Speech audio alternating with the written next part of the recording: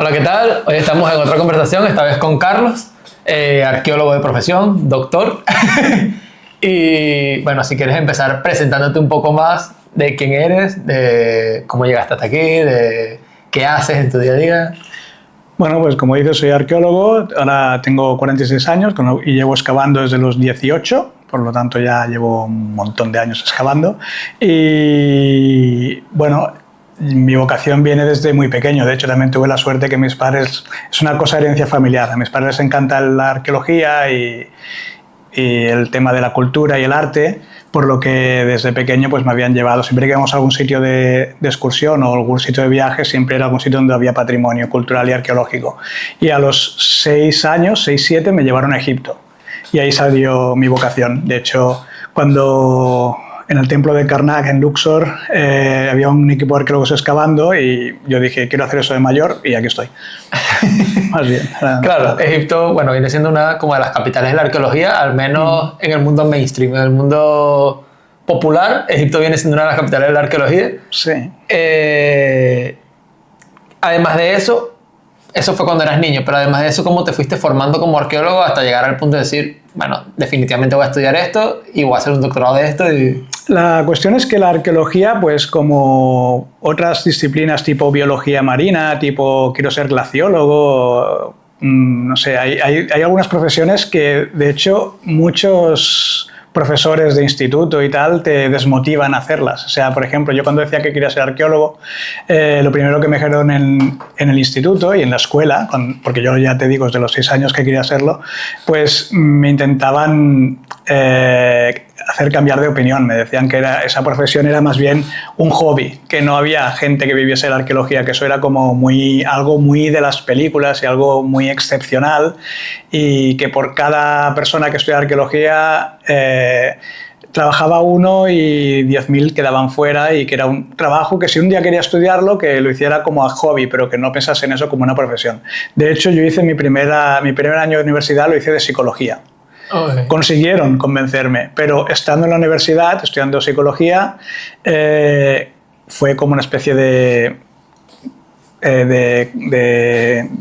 cuadratura astral o algo raro, porque en la Facultad de Psicología, que formaba parte de la Universidad de Barcelona, hicieron una exposición itinerante entre diferentes campus universitarios de la Universidad Central de Barcelona, sobre una expedición arqueológica que llevaba la propia universidad. Y yo iba ahí a mis clases de neuroanatomía funcional y neurofisiología y psicología diferencial, asignaturas de la carrera de psicología, con mis apuntes, y me encuentro con esa exposición montada sobre una excavación precisamente en Tanzania de un equipo de arqueólogos de la UB. Y en ese momento dije, ¿qué estoy haciendo yo aquí? Con lo cual, tal cual, me di la vuelta, me volví a casa y dije, dejo esta carrera y el año que viene empiezo arqueología. Y entonces empecé la licenciatura. Tuve la suerte de, en aquellos tiempos había muchas misiones arqueológicas y proyectos arqueológicos dentro de la propia universidad, con lo cual prácticamente, si querías, podías empalmar una campaña arqueológica con otra y con otra, con los diferentes departamentos, departamento de prehistoria, departamento de arqueología medieval, departamento de protohistoria, departamento de mundo antiguo, con lo que yo prácticamente los 4 años de carrera me los pasé excavando. Eso es algo que se podía hacer antes, ahora no. Después del plan Bolonia y tal, los estudiantes tienen la obligación de asistir a clase un 70-80% del horario lectivo, digamos. Entonces, no puedes saltarte las clases para ir a excavar, por lo cual ahí tiene el pequeño problema de que muchos estudiantes, cuando salen de la carrera, pues tienen la experiencia de campo justa de haber hecho la excavación correspondiente a la asignatura de arqueología de campo. Pero, por ejemplo, yo acabé la carrera que tenía ya pues unas 40 intervenciones arqueológicas hechas, con lo que pude enseguida empezar a dirigir y con la confianza y la tranquilidad de tener experiencia y rodaje en el campo. Entonces empecé a dirigir enseguida, yo me licencié, de hecho supe que tenía los 300 créditos superados un viernes y mi primera dirección fue el lunes de la semana siguiente.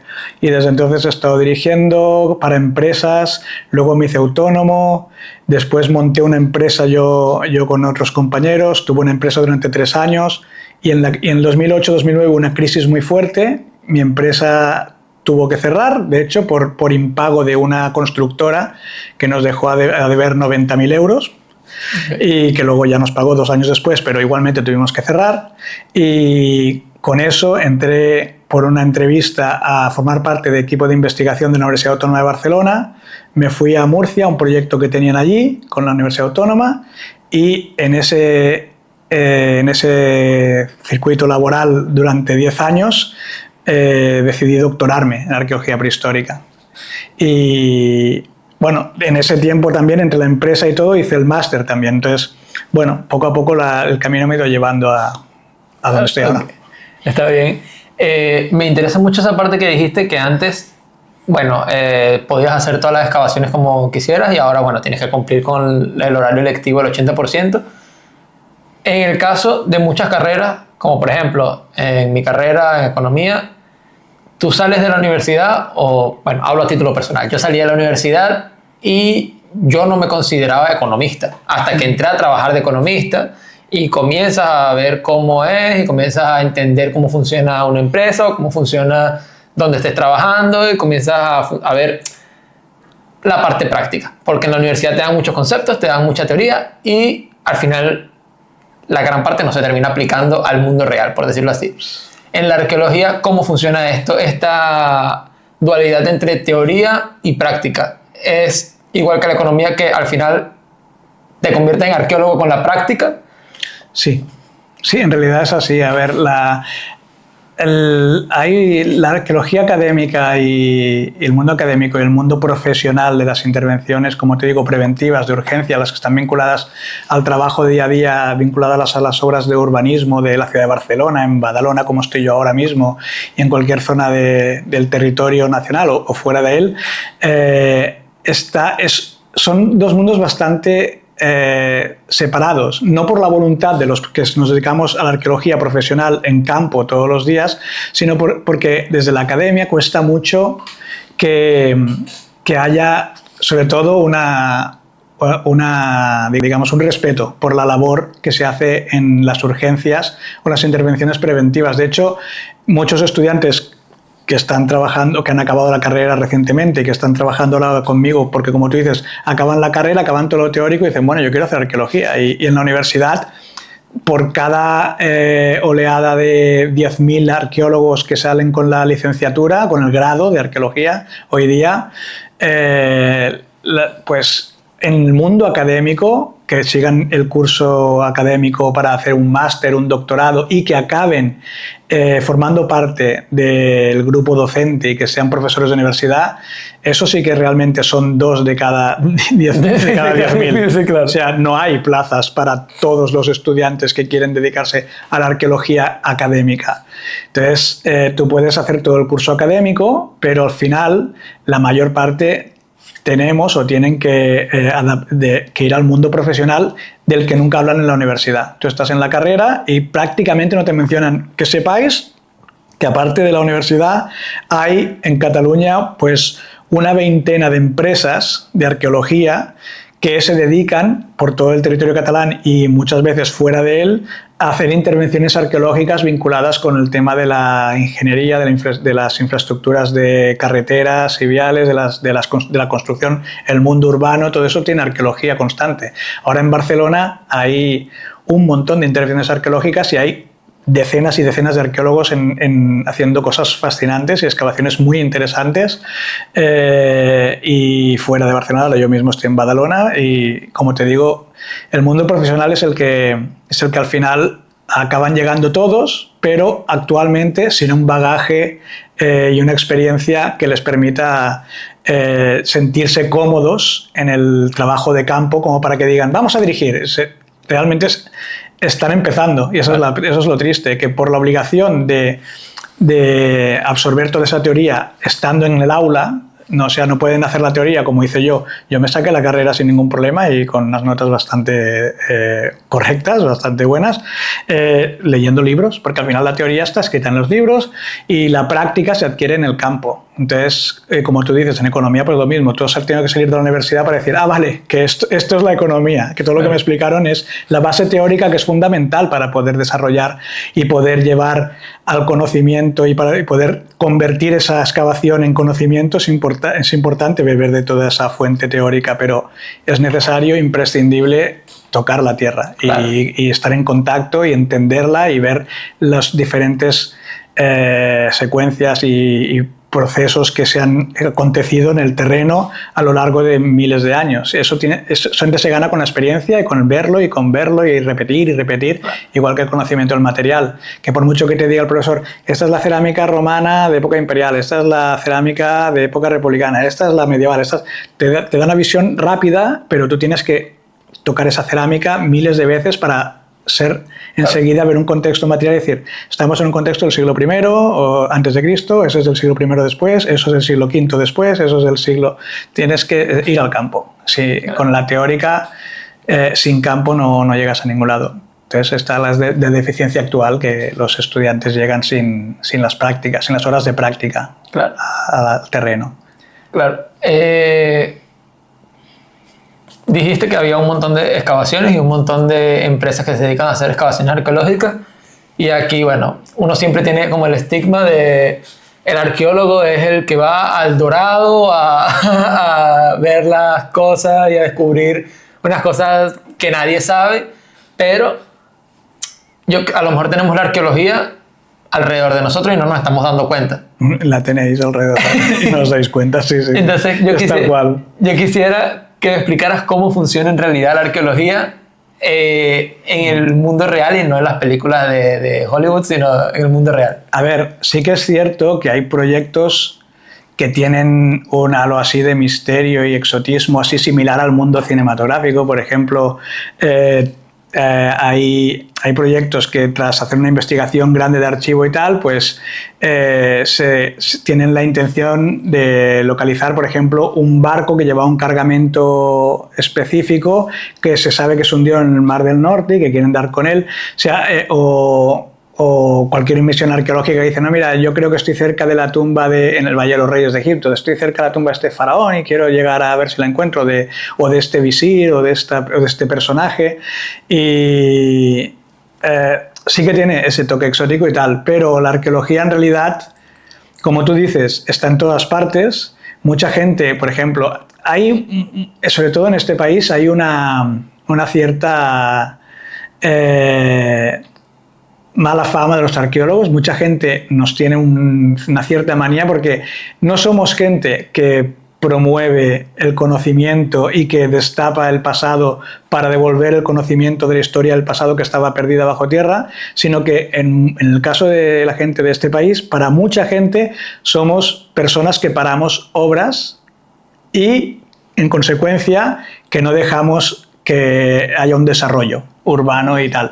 Dice, mira, yo quiero ir a casa y quiero ir al trabajo y todos los días tengo problemas porque frente a mi casa han encontrado ahí 4 piedras y que hay piedras ahí por todas partes, pero llevan aquí meses los arqueólogos echando miles de fotos y rascando la tierra, no sé qué, pero no llegan a tener el interés de informarse de por qué eso que se está haciendo ahí tiene valor y es eso, se ha gestado una mala fama de los arqueólogos. De hecho, cuando lees las noticias, hace nada, ahora están haciendo una intervención precisamente esto en Barcelona, en Via Laietana, que es una de las avenidas principales.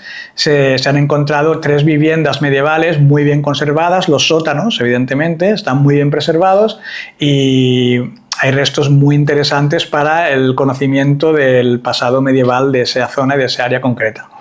La ley, de hecho, no solamente en España, la ley en España, en Portugal, en toda la Unión Europea, en Italia, en Alemania, en Francia, en Holanda, protege el patrimonio arqueológico y el patrimonio histórico porque es, digamos, las raíces de donde venimos y de lo que somos.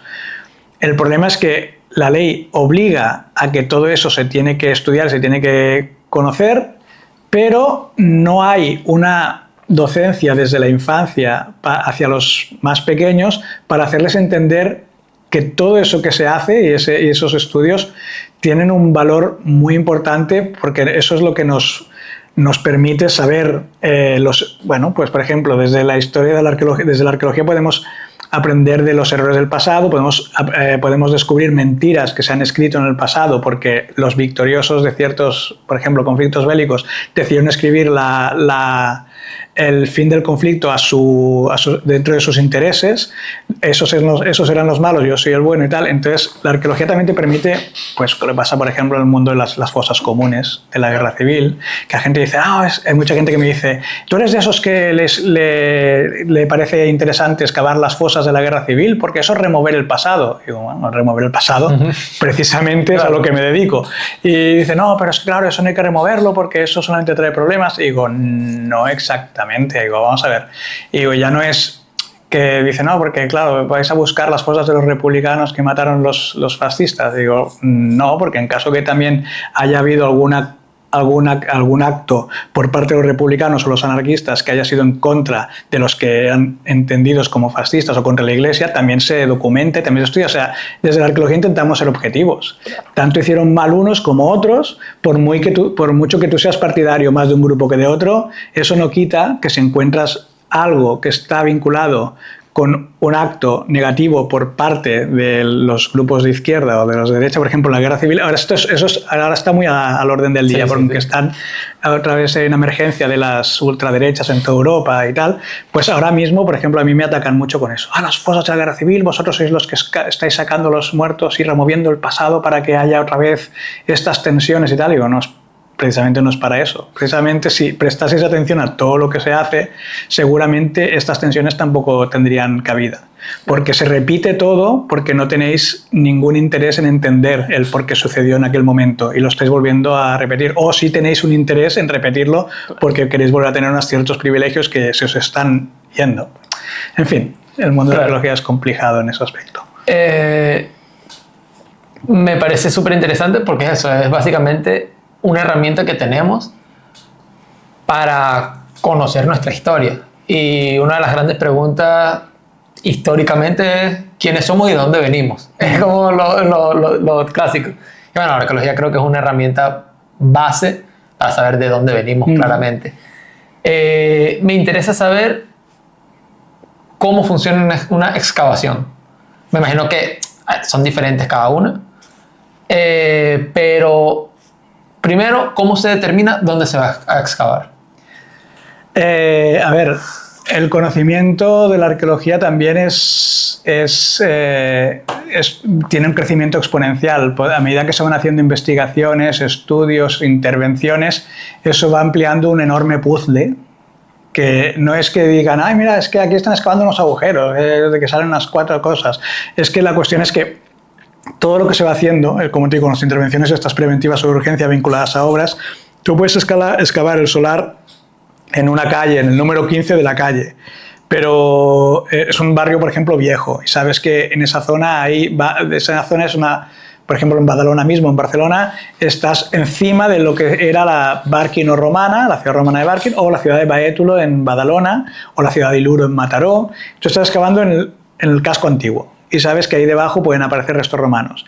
Y esa zona no se ha intervenido. Entonces las casas también son viejas porque es el casco antiguo y todas esas casas requieren remodelaciones. A veces las derriban y vuelven a construir, a veces dejan la fachada porque tiene valor histórico y trabajan en el interior. Pero siempre que hay una remoción de tierra, pues ahí va un arqueólogo, hace un control de los movimientos de tierra y a la que detecta restos de interés arqueológico o patrimonial, se para y se hace la intervención para recuperar todos esos restos. Entonces, se interviene, por ejemplo, en la calle en el número 15. 3 años después tienen que hacer un agujero en un ascensor en el número 17, porque no tiene ascensor ese edificio. Y al mes siguiente hay otra intervención, hacen un aparcamiento en el número 23. Entonces, cada intervención acaba con una memoria arqueológica, informes que redactan y te describen todos los restos que hayan aparecido con todas las fases cronológicas diferentes. Entonces, eso va formando un puzzle Entonces, poco a poco vas teniendo información de cada uno de esos terrenos con espacios en blanco que se van rellenando y luego pues siempre hay, desde la universidad mismo, por ejemplo, puedes tener a alguien que esté haciendo un máster y diga, pues a mí me gustaría mucho conocer, yo qué sé, cómo era la zona meridional de la ciudad de Barquino, de la parte que está a tocar de la muralla, por ejemplo, esta zona quiero hacer un estudio específico de mi trabajo de máster, mi TFM quiero hacerlo sobre este sector de la ciudad de Barcelona. Entonces, esta persona se va al servicio de arqueología, coge todas las memorias de intervención que están dentro del perímetro que él ha decidido estudiar y hace un vaciado de todo eso, y entonces hacen lo que se llaman obras de síntesis. Y dice, a partir de la intervención que se hizo en el año 1996 y en el 1999, junto con la que se ha hecho en el 2001, luego en el 2003, toda esa información te da, pues es una obra de síntesis que te permite conocer en más detalle un sector concreto. O sea, que no son, mira, están haciendo agujeros aquí o están haciendo agujeros allá para sacar piezas. La idea es reconstruir históricamente un puzzle de miles de años de ocupación.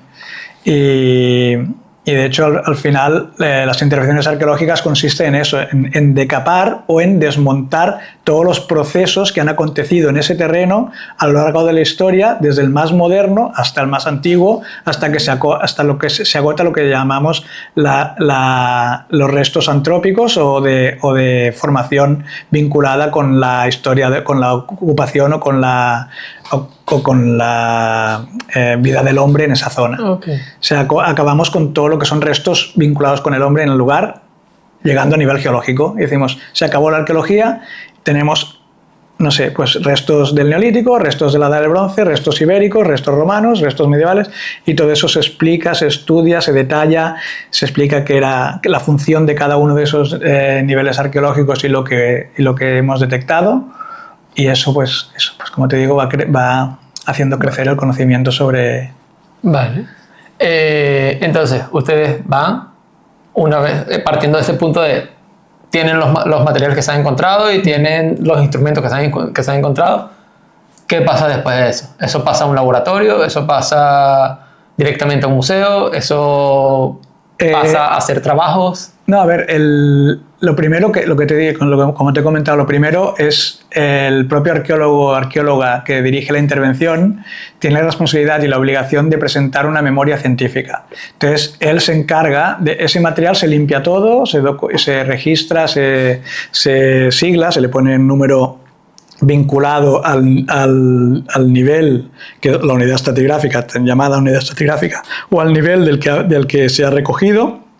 Entonces, de los cientos de niveles que has podido documentar en esa excavación, si es que cientos, a veces hay menos, o miles, a veces hay miles, entonces dices, pues mira, se hace un estudio que dices, pues mira, estos niveles corresponden a una fase de ocupación del siglo I después de Cristo, luego hay unos recortes y unas estructuras tal que parece ser que una recuperación en época visigoda a partir del siglo V, VI, luego parece que en la época medieval, en época carolingia, se instala aquí un edificio que es derrumbado en el siglo XI y luego en el siglo XIII reconstruyen parte del edificio.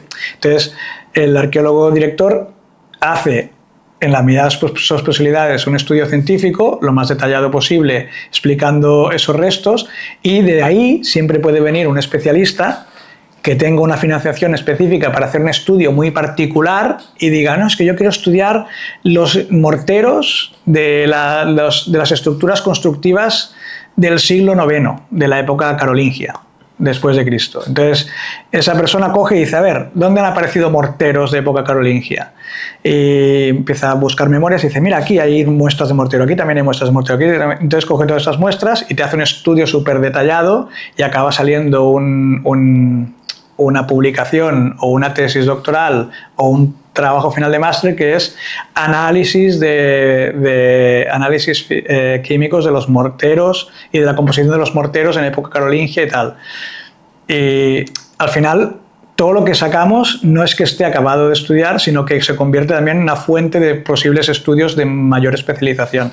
Entonces, la arqueología al final es eso, es ir acrecentando el conocimiento en la medida de lo posible. El problema de la universidad y las intervenciones de urgencia, eso que te decía que no respetan mucho nuestro trabajo, es que no gozamos de la financiación y y del tiempo y de la capacidad de gestión de los materiales que tiene la universidad. O sea, la universidad tiene unos proyectos muy potentes, o puede conseguir unos proyectos muy potentes para hacer estudios muy específicos y analíticas que simplemente desde la gestión de las intervenciones preventivas del mundo profesional, de la arqueología profesional, pues no llegamos a tener ese capital para llegar a ciertos análisis, que también se hacen algunos, pero no tenemos, obviamente, ni la infraestructura para hacer ciertos estudios más allá, ¿no? Entonces, una cosa que, por ejemplo, yo personalmente hago mucho es trabajar en colaboración con la Universidad Autónoma de Barcelona, con la Universidad de Barcelona o incluso con la Universidad de Murcia, también he trabajado por allí. O sea, trabajar con profesores de universidad y con equipos de universidad que tienen un equipo más pluridisciplinar, con especialistas muy concretos, para llevar a cabo investigaciones más profundas. Entonces, también también creo yo que sería necesario que los arqueólogos de campo que trabajan en las urgencias fueran también ellos los que llamasen a la puerta de la universidad para intentar hacer colaboraciones, para poder llegar a donde no se llega por falta de fondos. Ok. Cuando me hablas de la universidad, o sea, claramente hay una dualidad gigante, al parecer, o sea, me estoy enterando entre arqueología de campo y arqueología académica. ¿En qué punto convergen estas dos arqueologías? Porque, por ejemplo, si tú haces un estudio y tú dices, bueno, estos instrumentos son de esta época, estos de esta, entonces tienes que hacer un análisis, pero en esa parte la arqueología más académica no juega ningún papel. Sí puede llegar a jugar, obviamente, cuando, por ejemplo, una intervención que hice el año pasado en Alella, que es un pueblo que está a unos 30 kilómetros al norte de Barcelona, 25, aparecieron los restos de una figlina, que una figlina es un centro de producción alfarera de época romana. Esa figlina luego esta figlina más o menos se fundó en torno al 40 a.C. Luego en torno al cambio de era, digamos, del año 1, digamos, a partir del cambio de era, ese sitio fue reconvertido en una factoría de producción de vino, en una quela binaria, pero que seguía utilizando parte de la figlina para seguir produciendo ánforas y contenedores para transportar ese vino y para su exportación. Y luego en el siglo V las ruinas de lo que fue la fábrica de vino y la figlina fueron reocupados por gentes que utilizaron las ruinas esas que todavía se aguantaban de pie como una especie de espacio doméstico de vivienda así bastante decadente, pero para un tipo de vida más agropecuario, para el tema de pastoreo y de cuidado de rebaños y para la agricultura. Y en este caso, por ejemplo, la universidad estaba desarrollando un proyecto para la publicación de un libro sobre las figlinas, o sea, los centros de producción alfarera de época romana en la comarca del Maresma, que es donde está esta figlina que excavé yo el año pasado. Y al conocer ellos que se había descubierto esta nueva figlina que es inédita, pues ellos me pidieron en colaboración que publicase en el libro un capítulo dedicado a la mía.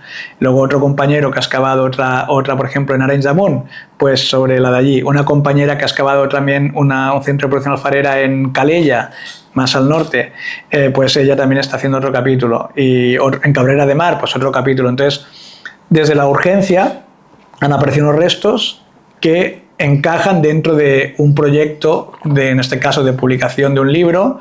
Entonces, desde la urgencia se está colaborando para hacer uno de los capítulos que forman parte de este libro. Entonces, es una colaboración universitaria y profesional, digamos, de arqueología de urgencia. Por otra parte, también cuando salen, por ejemplo, restos funerarios y hay que hacer análisis de carbono 14, esos que son para hacer la datación de los restos óseos, esos análisis se encargan a universidades también. O aparecen recipientes muy completos que se sacan con todo el sedimento interior y se pueden, por ejemplo, hay unos análisis que se hacen hoy día que son análisis de residuos orgánicos, a través de los cuales tú, dentro de un contenedor, recogiendo muestras del sedimento que hay contra las paredes y los ácidos grasos que ahí se contienen y tal, puedes llegar a través de procesos analíticos puedes llegar a conocer qué tipo de contenido ha habido dentro de ese recipiente. Okay. Si ha habido miel, si ha habido algún preparado de caldo hecho con restos animales y vegetales, si ha servido para cocinar, qué es lo que contenía, eso se puede saber. Si llevaba vino, el tipo de vino que llevaba, si llevaba aceite, pues todas esas cosas se pueden analizar y eso se envía también a universidades. Pero, por ejemplo, como te digo, es para hacer ciertas analíticas, pues requieres de unos fondos. Tú a lo mejor quieres hacer 30 analíticas y te dicen, ¿con qué presupuesto contamos? Y dices, con tanto. Pues a lo mejor de esas 30 te puedes hacer 2 o 3. Okay. Entonces, luego depende también del arqueólogo y arqueóloga que están interviniendo en la intervención, que ha llevado la dirección, de si tienen la voluntad, que a veces también falla eso, no tienen ganas de profundizar más porque ya empalman con otra intervención y ya dicen, bueno, esa ya entregué la memoria, ya lo dejo ahí. También depende de su nivel, podríamos llamarlo de friquismo, de si quieren seguir tirando del hilo y seguir y colaborar con universidades para llegar más allá con los datos que tienes. Y a ver si a través de fondos universitarios, de proyectos que tienen específicos, puedes hacer colar restos tuyos que podrían interesarles a ellos. Entonces haces un trato de colaboración y dices, mira, yo te paso estos materiales que os van muy bien para vuestra investigación específica y lo hacemos conjuntamente y publicamos a la vez los dos. Okay. Esas son formas de colaboración que siempre existen. ¿Hablabas de los restos funerarios? Sí. ¿Qué tan común es encontrar restos funerarios en las excavaciones? Y quiero saber si esto se trata de una manera diferente a lo mejor a una ánfora, o si al final siguen siendo igual herramientas de... No, a ver, la frecuencia es mucho más habitual de lo que la gente piensa. Okay. Hay muertos por todos lados. Una cosa exagerada, realmente sí. Entonces, por ejemplo, justo esto que te decía Leia, esa gente que reocupó las ruinas de la fábrica de vino y fábrica de cerámica en el siglo V, VI, vivió allí, tenía sus rebaños de ovejas y de cerdo y tal, y guardaban el grano en los silos que había por allí, excavaron silos y guardaban el grano en esos hoyos bajo tierra, y a la vez, y esto es muy recurrente en las villas romanas y en los edificios romanos, se enterraron alrededor de la villa. Por ejemplo, esta obra es, para que te hagas una idea, el solar, eran 300 metros cuadrados de terreno, había una piscina, una casa unifamiliar, era una finca, era una vivienda. Una familia tenía ahí su casa, que la construyó en los años 70, y una piscina, y tenía una barbacoa. Pues esta casa se ha hecho, la familia que vivía allí pues la vendió y lo compró una constructora, el solar entero, y ha decidido que en ese solar ya no habrá... Era un terreno muy grande, tenía de hecho hasta una pista de frontón para jugar al frontón, su piscina, su barbacoa, tenía incluso un gallinero y la casa. Pues todo eso se tiró abajo y cuando se empezaron a mover los terrenos había poca esperanza que saliese nada, pero como te digo, fábrica de ánfora romana, centro de producción alfarera, fábrica de vino, centro de una recuperación tardoantigua de época visigoda y... O sea, había un montón de restos y salieron hasta 14 esqueletos. Okay. Pero claro, esto, por ejemplo, el que vivió en la casa se quedó muerto, nunca mejor dicho, porque llegó al lugar y cuando empezó a ver los esqueletos, pero una tumba aquí, otra tumba aquí, otra tumba aquí, decía, pero yo he estado viviendo encima de todos estos muertos. Y sí, dice, pero y también me dijo, ¿esto es habitual? Y digo, mucho más de lo que la gente se piensa. Digo, hay cementerios debajo de un montón de viviendas y yo he encontrado un montón de esqueletos en muchos sitios donde la gente decía, ay, pues yo aquí hice una piscina y aquí no salió nada. Por ejemplo, la piscina de esta casa destruyó totalmente uno de los hornos romanos de fabricación de ánforas. Y era un horno gigantesco. O sea que el que metió la pala ahí, simplemente con que van rápido, van recogiendo la tierra y van destruyendo, no se fijan, y si se fijan, sobre todo años atrás, intentaban taparlo rápido o quitárselo de encima. Pero el hombre este, por ejemplo, se quedó totalmente perplejo de ver tantos esqueletos debajo de nada. De hecho, muchos de ellos salieron a prácticamente 30-40 centímetros debajo de lo que fue su césped, del césped del jardín. Claro, los tenía ahí al lado. ¿Y estos restos se tratan diferente? Se tratan diferente porque no es que se traten diferente, se tratan igual que todos los materiales porque todos son una fuente de información histórica específica del momento en que han sido depositados o han quedado depositados en ese lugar. Pero, como te he dicho, la arqueología es una ciencia pluridisciplinar. Entonces, hay gente que es especialista en antropología física y son especialistas en esqueletos y en entierros humanos, y otras que tenemos gente especialista en paleofauna que te cogen un fragmento de hueso y saben decir que mira, pues esto es la epífisis proximal del fémur de una ardilla, pero esta no, esta es la epífisis distal de la tibia de un ratón de campo, y esto es de un gorrión, pero eso es de un canario. Claro. O sea, son especialistas en huesos de fauna. Pues en restos humanos pasa lo mismo. Hay gente que es especialista y muy experta en antropología, se especializa en esa línea, y a través de los huesos pues puedes leer un montón sobre la vida y el pasado y las dificultades o facilidades que tuvo ese esqueleto durante su existencia, enfermedades, patologías que tuvo, si tuvo una buena nutrición, si no la tuvo, si fue una mujer que tuvo hijos o no los tuvo. Se puede saber un montón de cosas a través de los restos antropológicos. Ok, y hablando de pluridisciplinar, ¿ustedes cuentan en las excavaciones, o a lo mejor al momento de hacer los informes, con profesionales de otras disciplinas? Por ejemplo, un historiador.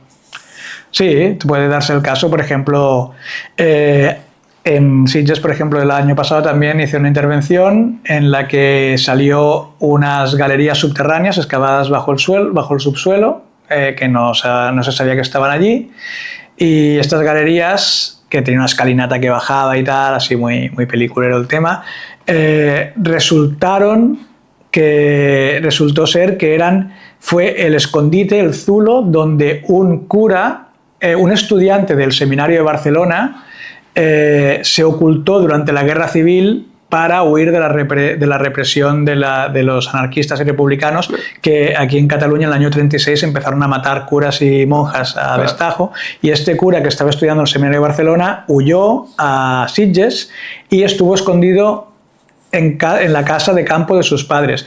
Encima de este zulo que nosotros encontramos estaba la casa de sus padres. Lo que no se sabía es que debajo habían excavado un zulo con un corredor y habían puesto un cable de iluminación para que pudiera estar allí escondido. Se podía entrar desde un pozo que se levantaba una tapa y podía bajar por ahí, y tenía un par de accesos, pero que estaban seguramente muy, muy escondidos, que a lo mejor tenías que mover un mueble muy grande o algo para que entrase por allí. Y bueno, precisamente en este caso, cuando apareció el zulo ese, al principio pensamos que podía ser una fresquera. Una fresquera es una estructura que en el siglo XVI, XVII y XVIII se utilizaba para almacenar alimentos y que se conservasen en buen estado, eran las neveras de la época, pero esta estructura tenía, aparte que había sido sellada porque aparecieron restos de una cobertura de cemento. Y el cemento además era un cemento muy, muy actual, muy del siglo XX, y en la cara interior del cemento, al recogerlo, se había quedado impreso, porque se ve que habían puesto unos papeles de prensa, habían puesto unos papeles de periódico y habían echado la lechada de cemento encima, y se quedó impreso en negativo la prensa, o sea, lo que es el diario había desaparecido, pero la tinta se quedó allí. Y en el trozo de cemento se podían leer noticias de la Segunda Guerra Mundial. Y a través de eso supimos que el zulo, el agujero aquel, fue tapado en los años 40. Entonces, al ser tapado en los años 40, fui ya porque además por la estructura, la forma que eran las galerías no eran propias de lo que nosotros llamamos fresqueras, y además en el siglo XX ya no se hacían fresqueras, y de hecho en el XIX ya no se hacían tampoco, con lo cual me fui al archivo histórico. En el archivo histórico estaba el archivero, que es historiador, y él, desde su conocimiento del archivo y de los datos, empezó a buscar los documentos que estaban vinculados con la propiedad, con la finca que había encima del zulo. Entonces, tirando del hilo, él se dio cuenta que la casa esa pequeña casa, que se llamaba Can Feliuet, había sido propiedad después de un tío que se llamaba Feliu Mirabent, que la construyó a finales del siglo XIX, pasó a ser propiedad de una familia cuyo hijo había estudiado en el seminario y que es este hombre que huyó de Barcelona cuando empezaron a matar a sus compañeros y profesores de la universidad, consiguió huir y en sus propios, algunas entrevistas en sus propios diarios, el cura escribió que había permanecido durante 2 años, durante prácticamente el 36, 37 y 38, escondido en Sitges, en casa de sus padres, huyendo de las represiones contra la Iglesia. Y esto lo publicamos en colaboración con Xavier Miret, que en este caso es historiador y archivista. Ok, wow. ¿Cómo se llega a ir tirando el hilo y conocer la historia de alguien totalmente random, ¿sabes? Una labor detectivesca, sí, sí. Tú eres especializado en arqueología prehistórica. Sí, en la Edad del Bronce. Ok. Del sureste peninsular. Para ponernos en contexto, ¿qué años abarca este periodo? La Edad del Bronce en el sureste peninsular, que es donde se desarrolla la llamada sociedad del Argar o cultura del Argar, se empezó a formarse, su época de gestación es a partir del 2200 antes de nuestra era, y desaparece, se extingue como sociedad y su forma de vida y sus costumbres se extinguen totalmente en torno al 1550 antes de nuestra era. Okay. O sea que estamos hablando de unos 700 años de existencia de un grupo social concreto que tiene un origen y un final bastante... Bueno, el origen es bastante paulatino, pero el final es bastante brusco. ¿A qué se debe el final? Eso es una de las grandes preguntas del mundo argárico, pero todo apunta a que es podríamos llamarlo un hartazgo social, porque es una sociedad que siendo prehistórica, y es prehistórica porque carece, hasta la fecha, carece de escritura, no tenemos datos escritos, estaba enormemente jerarquizada. Parece ser que, de hecho, se defiende, y yo soy de los defensores de esta teoría, de que fue una de las primeras sociedades estatales de Europa.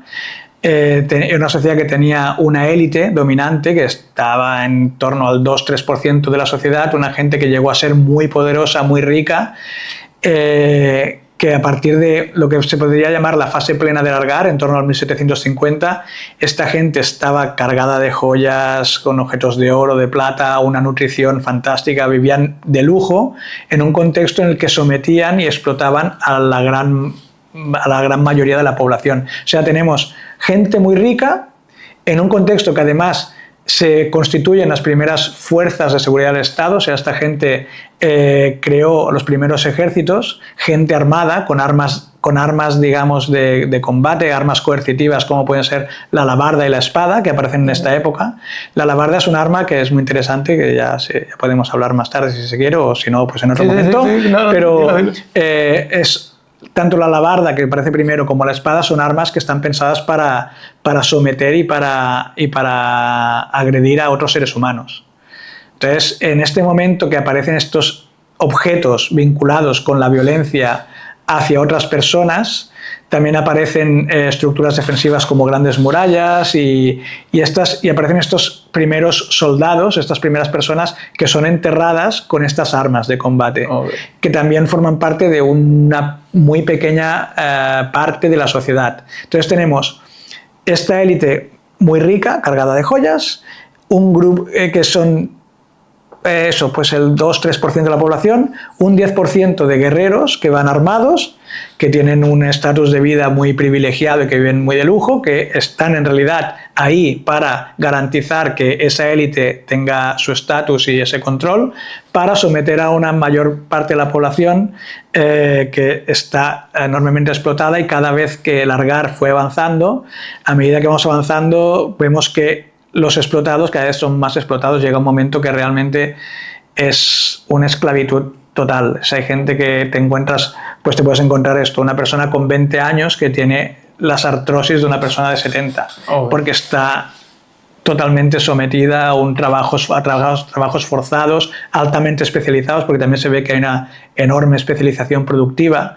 Hay gente que se levanta por la mañana, estamos hablando de un contexto prehistórico, se levanta por la mañana y se dedica a moler grano. Y eso es lo que hace todo el día, él muele grano y produce harina. Otra gente que se dedica a la metalurgia, otra gente que se dedica a la producción de objetos, a la producción alfarera, o una producción alfarera muy especializada. Entonces, surge también la profesionalización. Claro, cuando piensas en prehistoria, pues siempre tienes la imagen esta de gente que vive o en cabañas o anteriormente en cuevas y que se dedican a la caza, a la recolección para sobrevivir. Pero claro, es en el momento en que los grupos sociales empiezan a diferenciarse en ricos y pobres, explotadores y explotados, y empiezas a ver una alta especialización productiva, gente que es alfarera, gente que es pastor, gente que se dedica a la producción de objetos de orfebrería, gente que se dedica a la producción de harina, gente que se dedica al cultivo del campo, o gente que se dedica a la arquitectura. O sea, aparecen las profesiones como tal. Cuando empieza a aparecer ese mundo tan específico, también te está dando indicadores de que la gente ya no necesita de buscarse la vida para sobrevivir yendo a buscar comida o yendo a cazar o cultivando, sino que al haber esa especialización tú puedes dedicarte exclusivamente a lo tuyo. Eso genera una mejora tecnológica, porque cada vez, si tú te dedicas exclusivamente a hacer cerámica, cada vez eres mejor porque estás todo el día haciendo cerámica y toda tu vida. Eso mejora la efectividad, y a la vez, con que hay gente que está especializada en el resto de cosas, pues se genera esta interconexión en la que lo que tú no creas porque estás especializado en una cosa, te lo abastece el otro. Pero cuando te encuentras con una élite que lo que hace es controlar toda esa producción de la clase explotada, y dice, a ver, todo lo que son los excedentes productivos me los quedo yo y yo los redistribuyo como a mí me da la gana, que para eso soy el que manda. Claro. Entonces es cuando se defiende desde una base teórica que se podría llamar la teoría marxista, que hay líneas diferentes, hay líneas teóricas en arqueología muy diversas. Entonces, en una versión marxista, esto se defendería como una sociedad ya estatal, de tipo estatal. Claro. Entonces, pues el Argar sería este tipo de sociedades. ¿Y qué tanta certeza, eso me parece súper interesante, pero qué tanta certeza, qué porcentaje de certeza se tiene de que las cosas eran así? Y no solo eso, sino qué porcentaje de realidad conocemos sobre este tipo de épocas a través de la arqueología.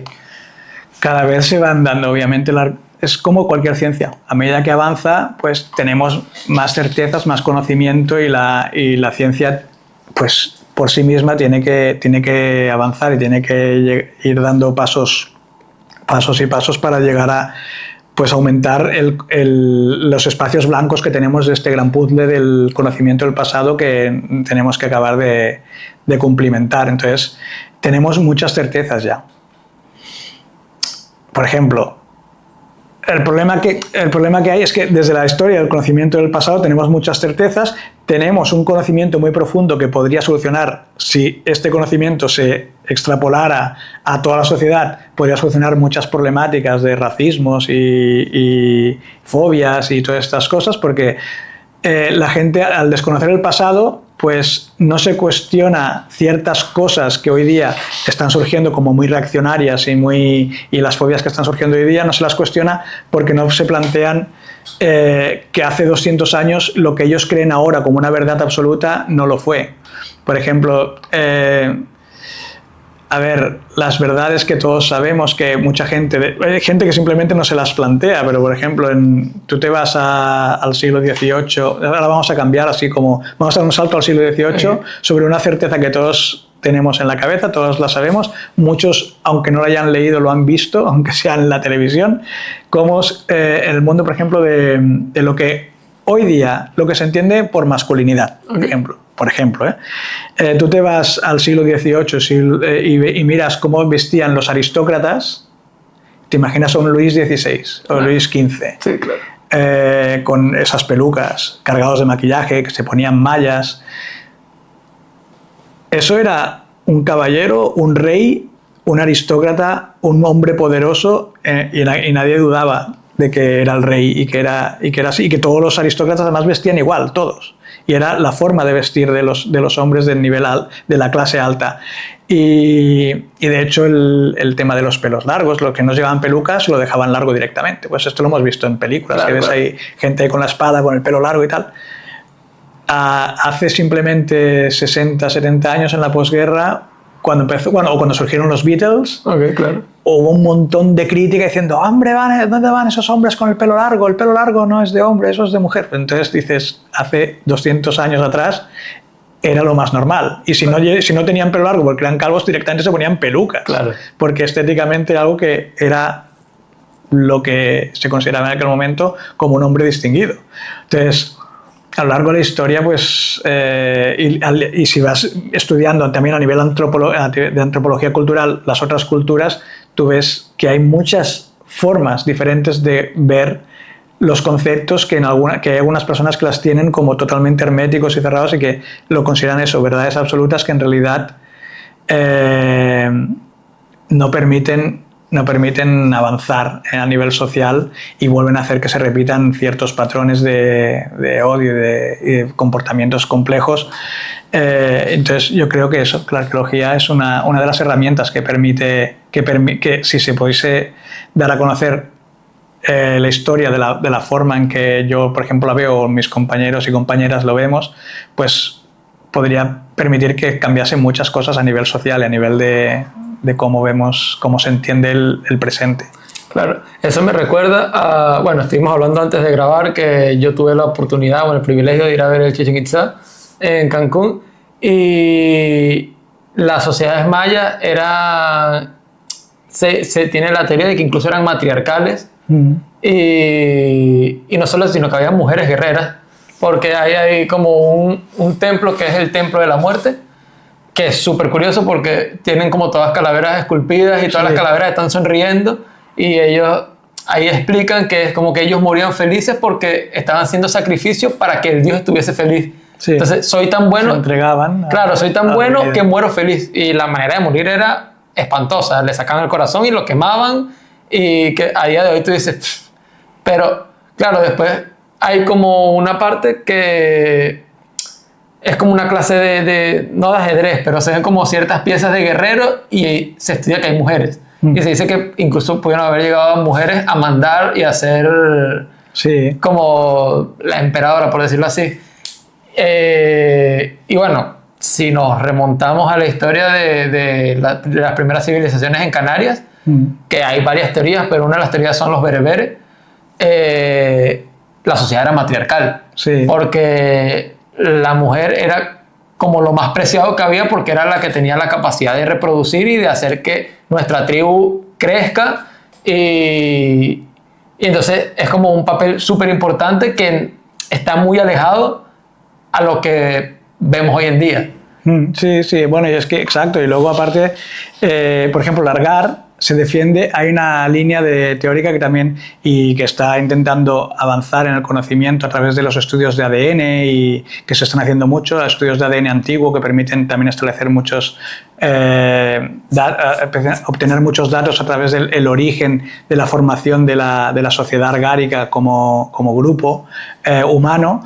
También se defiende mucho que fue una sociedad de tipo matrilineal o matrilocal o matriarcal y no es una verdad 100% absoluta, pero todo apunta a que es muy posible que lo fuera y se van haciendo intervenciones, se van haciendo análisis y estudios y la ciencia va avanzando en la línea de ver si se puede confirmar o refutar esa hipótesis. La arqueología es como cualquier ciencia, tenemos unas hipótesis y a medida que va avanzando el conocimiento, esa hipótesis o la refuerzas o la acabas de eliminar y dices, bueno, aquello que se pensó hace 40 años queda descartado, parece ser que esto va por aquí y se va tirando, pues eso, como cualquier ciencia, como en la medicina, como en la biología, pues se va tirando el hilo hasta que consigues desgranar ese planteamiento y consigues dar con la verdad, que al final llegas a verdades absolutas, como que la Tierra es redonda, para muchos, por mucho que algunos lo nieguen absolutamente, por mucho que algunos lo nieguen totalmente.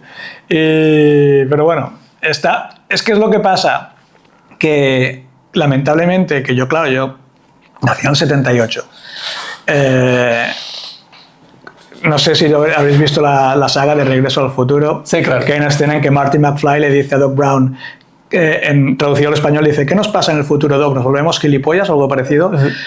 Realmente es una pena cómo la ciencia avanza, cómo tenemos a nuestro alcance un conocimiento espectacular para entender lo que nos rodea, y te encuentras con que te sale gente con pensamientos absolutamente medievales, que dices, pero esta parte no la habíamos superado. Pero yo pensaba, o sea, yo me podría haber esperado muchas cosas, pero que haya un colectivo tan enorme de defensores del terraplanismo ahora, que además mueven millones para hacer congresos internacionales, y que a mí, la verdad, eso sí que me deja a mí muerto y perplejo. Es una barbaridad que eso esté pasando. Pero claro, tú ves cómo la historia se repite, cómo vuelven a surgir las tensiones que llevaron a la Segunda Guerra Mundial, y cómo volvemos a entrar en el mismo bucle.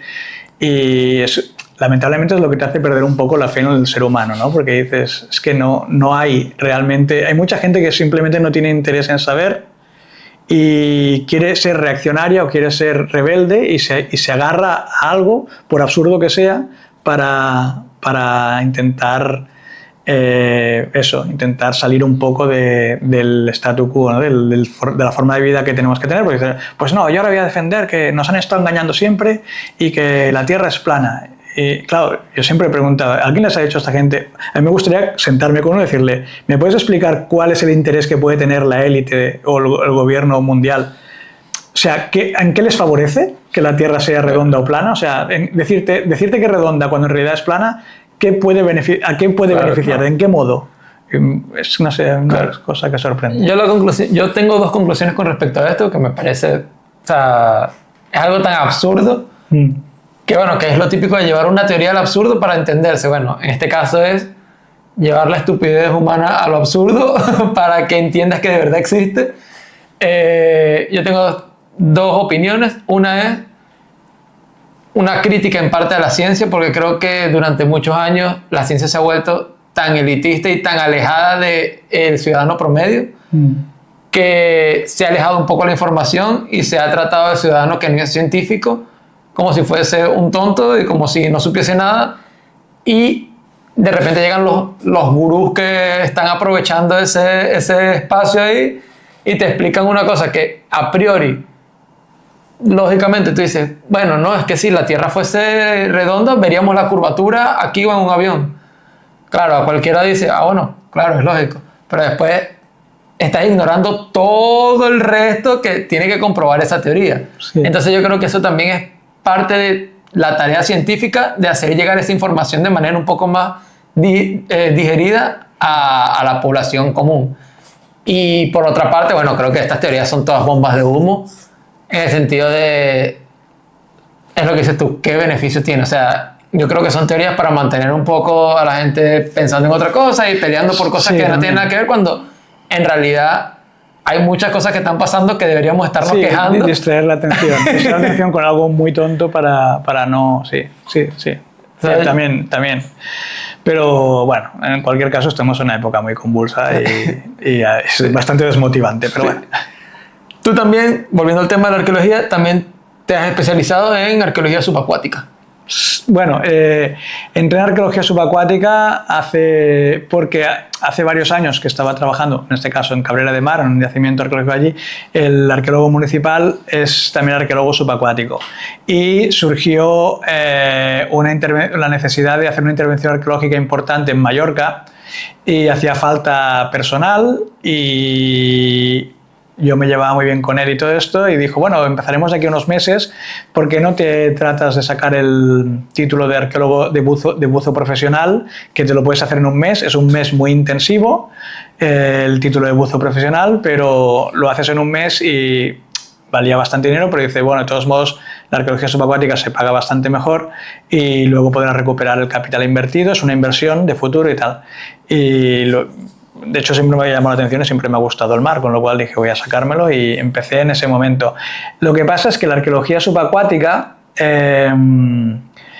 no he tenido tanta experiencia. O sea, ahora estoy en un proyecto que llevo 2 años con él, porque lo he montado junto con otros colegas y mi compañera Carolina y Trevor Wallace, que es un especialista en documentales de exploración y tal, que conocí en Siberia, y junto con Xavier Aguelo y otros arqueólogos que sí que son subacuáticos y son especialistas en el tema, montamos un proyecto en el que podemos trabajar de forma regular año tras año, pero como te digo, la arqueología subacuática, a diferencia de la terrestre, es un mundo todavía mucho más restringido. Si somos 4 arqueólogos terrestres, en subacuática son dos. Y es un mundo muy cerrado donde, digamos que los trabajos que salen siempre se los acaban llevando los mismos. Porque hay tan poca oferta que cuando sale algo, siempre hay alguien de los que ya está metido muy dentro de ese mundillo que lo puede coger. Y pocas veces se requiere un crecimiento de especialistas en ese campo para ampliar una plantilla, digamos. O sea, que hay miles de intervenciones terrestres y 3 subacuáticas en todo el territorio. Entonces, es más difícil entrar. Pero mira, tuve la suerte de poder montar este proyecto en Menorca y está tirando adelante. Lo que pasa es que, como te digo, es principalmente en un 85-90% del tiempo siempre estoy trabajando en tierra, porque el otro mundillo es más complicado. Pero bueno, al final pues se puede intentar montar proyectos. Cuando tienes un currículum, puedes intentar conseguir que te financien ciertas ideas, ciertos proyectos que tú puedes organizar por tu cuenta. Una pregunta rápida. Si te dieran a elegir, ¿cuál prefieres? ¿Terrestre o subacuático? Si tuviese las mismas condiciones laborales, el mismo horario, mismo paga, mismo todo. No tendría claro, porque es que la historia del ser humano está vinculado tanto a tierra como a mar. Entonces, en los dos sitios obtienes lo que nos interesa, que es información para reescribir el pasado. Por ejemplo, yo si he excavado una fábrica de vino el año pasado de época romana en Alella, ese vino se está exportando por mar a Italia, a Sicilia, a las Baleares y a Túnez, y esos ánforas están moviéndose por mar. Entonces, sin el comercio marítimo está obviamente y necesariamente vinculado a la tierra, porque te mueves por mar para llevar de un punto de tierra a otro punto de tierra a ciertos productos. Entonces no sabría elegir. De hecho, además, a nivel de disfruto los dos por igual. El mundo subacuático es el que tiene la ventaja del aislamiento de la realidad, ¿no? O sea, lo que es el submarinismo per se, sin necesidad de que se haya arqueología, es una evasión del mundo real en el que estamos. O sea, es un mundo que es totalmente ajeno a nuestra vida cotidiana. O sea, es un mundo que es, digamos, la antítesis de lo que aquí tenemos: ingrávido, silencioso, los únicos sonidos que oyes son tus propias burbujas, y es un entorno muy diferente. Entonces sí que me gusta el mundo submarino por lo que implica también el ambiente que de por sí genera, ¿no? De desconexión de la realidad. Pero no sabría, creo que no sería capaz de hacer uno de los dos solos y abandonar el otro. Me gustan los dos. También, bueno, has mencionado en varias partes que, bueno, tú haces los proyectos o tú ideas los proyectos y después, bueno, hay una parte como de buscar una financiación o de presentarlos a algún lugar. Eso quiere decir que, por ejemplo, tú como arqueólogo tienes la libertad de decir, quiero estudiar esto, haces todo, me imagino, una explicación de por qué, y después tú mismo tienes que vender esa idea. Entonces, es básicamente, bueno, casi que ser un freelancer en estos días. Sí, es eso. A ver, tú puedes ser un arqueólogo de preventivas y ir saltando de intervención en intervención de estas que están vinculadas a obras. Y puedes vivir de eso y estar haciendo intervenciones en yo qué sé, están construyendo una línea de metro nueva, están haciendo reformas en una casa para hacer un ascensor, están haciendo un aparcamiento en tal zona. Tú puedes vivir siempre haciendo eso. O puedes tener, cuando ya tienes una experiencia, un rodaje, un conocimiento, puedes tener unos intereses particulares que están desligados de la rutina urbanística y tal, y te interesa, por ejemplo, a lo mejor el poblamiento en altura en época protohistórica en el Pirineo. Entonces, claro, allí no hay obras ni hay infraestructura y tal. Entonces, tú puedes preparar un proyecto, como tú dices, puedes redactarlo, y enviarlo a las diferentes líneas de financiación que salen desde el Ministerio de Cultura o desde la Generalitat de Catalunya, el Departamento de Cultura de la Generalitat, o a la Asociación Palar, que es una asociación sin ánimo de lucro que financia proyectos y misiones arqueológicas, normalmente de misiones arqueológicas españolas en el extranjero, pero también internas, nacionales. Que de hecho el proyecto Bastida Almoloya, en el que estuve con la Universidad Autónoma de Barcelona el año pasado, ganó el Premio Nacional de Arqueología de la Fundación Palarc. Tú puedes tirar o incluso puedes pedir financiación a nivel europeo. O sea, la Unión Europea tiene partidas presupuestarias para desarrollar proyectos vinculados con el patrimonio y a nivel ya más global, en el que puedes hacer un proyecto en el que colaboren. Por ejemplo, hicimos un proyecto sobre la producción cerámica en la Edad del Bronce entre la Universidad Autónoma de Barcelona en la región de Murcia, con el proyecto que yo estaba, y colaboramos con Alemania, con Hungría y con Serbia. Wow. Hicimos un proyecto conjunto que fue financiado por la Unión Europea desde Bruselas, y pues tú redactas todo un proyecto con toda la idea que tienes, con lo que quieres desarrollar, lo envías a Bruselas después de haberte pegado días y días con varios colegas de todos estos territorios redactando un ladrillo así con la propuesta. Lo envías y esperas a ver si con suerte te dicen: su proyecto nos ha gustado mucho y lo hemos aprobado y va a ser financiado. Entonces arrancas ese proceso. Por ejemplo, el proyecto de Menorca subacuático empezamos a gestarlo. Cuando empezamos a gestarlo tardamos 3 años en conseguir el primer permiso de intervención. O sea, estuvimos 3 años batallando con la administración pública y con las diferentes instituciones que tenían que dar el visto bueno, y hasta 3 años de insistencia, no nos dieron el ok definitivo y empezamos a trabajar. O sea que a veces también es un poco de tener la voluntad de desarrollar proyectos más de tipo intervención programada, desvinculados de esta rutina constructiva, y es la voluntad también de arqueólogos o arqueólogas que quieran desarrollar estas líneas de investigación más profunda, digamos. Claro. O sea, por lo que entiendo, un gran obstáculo para el desarrollo de la arqueología es la burocracia que hay que hacer detrás de... La arqueología de todo, creo. Claro, sí, eso yo también estoy de acuerdo. La burocracia es un obstáculo. Sí, es el obstáculo. Sí. Quería saber qué otros obstáculos se pueden encontrar, por ejemplo, a la hora de intentar idear un proyecto, y qué beneficios puedes tener tú en el momento de estar desarrollando un proyecto. O sea, de qué cosas debes buscar apoyarte y qué cosas tienes que intentar evitar. Complejo. A ver, es que una de las principales trabas en cualquier elaboración de un proyecto es el territorio donde vas a trabajar, porque es que estás en el planeta Tierra, ¿no? Tienes unas normas, unas leyes, unos propietarios actualmente. Entonces tú puedes querer estudiar por ejemplo, hacer un estudio del territorio. Para hacer algo así más a gran escala, quiero hacer un estudio del territorio. Entonces, ese territorio, dices, quiero explorar, por ejemplo, la ocupación romana, por ejemplo, en el Valle del Guadalentín, en Murcia, entre el territorio de Alhama de Murcia, Totana y Lorca. Entonces, en ese valle hay un valle donde se conoce que hay muchas ocupaciones de villas romanas, de época romana, de diferentes épocas, durante 500, 600 años, pues hay una ocupación de villas enormes, que precisamente ahora estamos haciendo un trabajo con eso. Pero ¿qué pasa? Que localizamos una villa desconocida, inédita, que no se conocía en este terreno, pero ese terreno donde está la villa romana espectacular, pues esta parcela es de un propietario, esta parcela es de otro propietario, esta parcela es de otro propietario, esta parcela es de otro propietario. Entonces, ¿qué problema tienes? Que si tú quieres hacer una intervención allí, para empezar, lo primero que tienes que tener es que el visto bueno de los propietarios.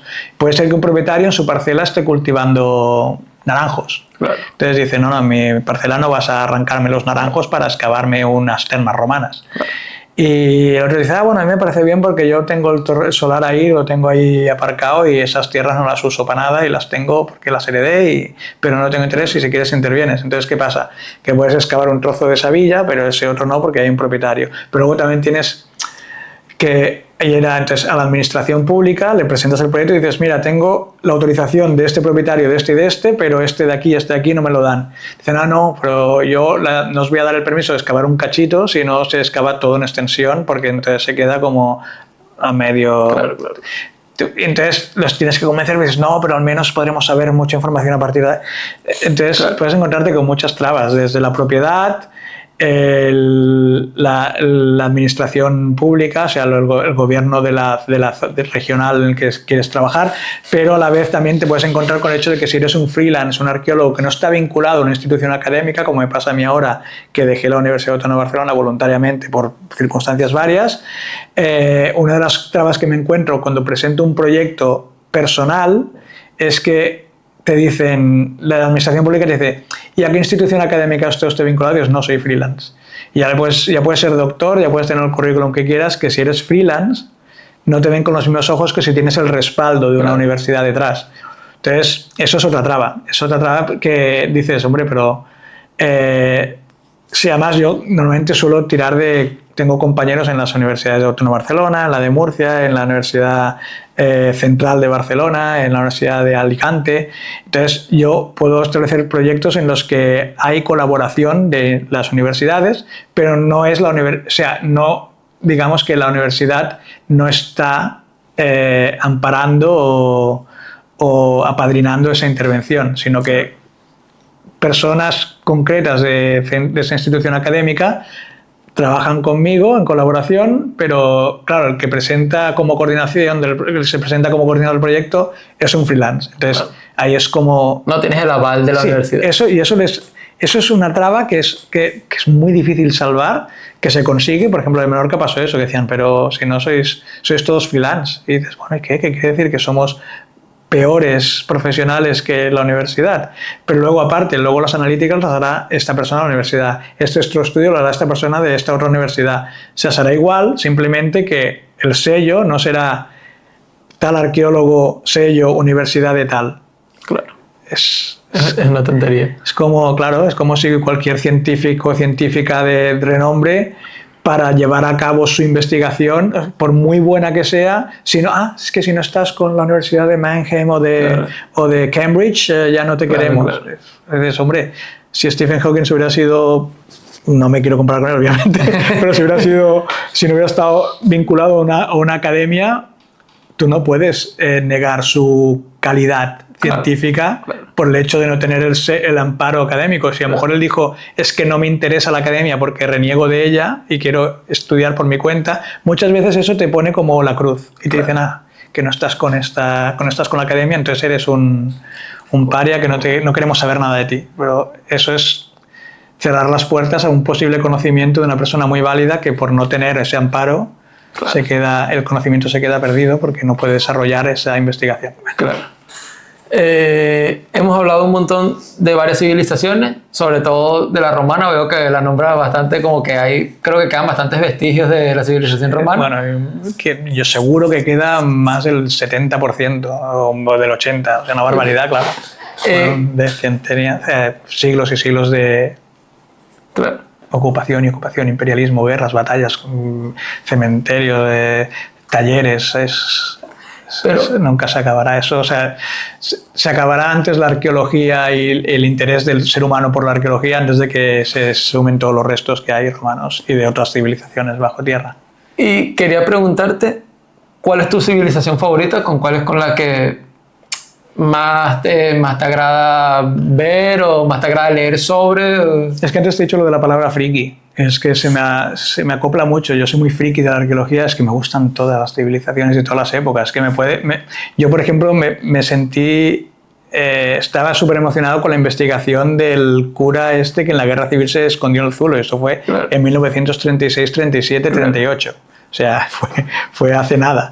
Y a mí me encantó, estuve mucho tiempo trabajando con el mundo púnico, que son los fenicios de Occidente, y estuve trabajando en Túnez, en intervenciones varias en Túnez, y yo me quería doctorar en aquel contexto, pero luego entonces sucedió lo de la primavera árabe, que cuando hubo lo de la primavera árabe hubo varias cuestiones que hicieron que parase de ir a Túnez.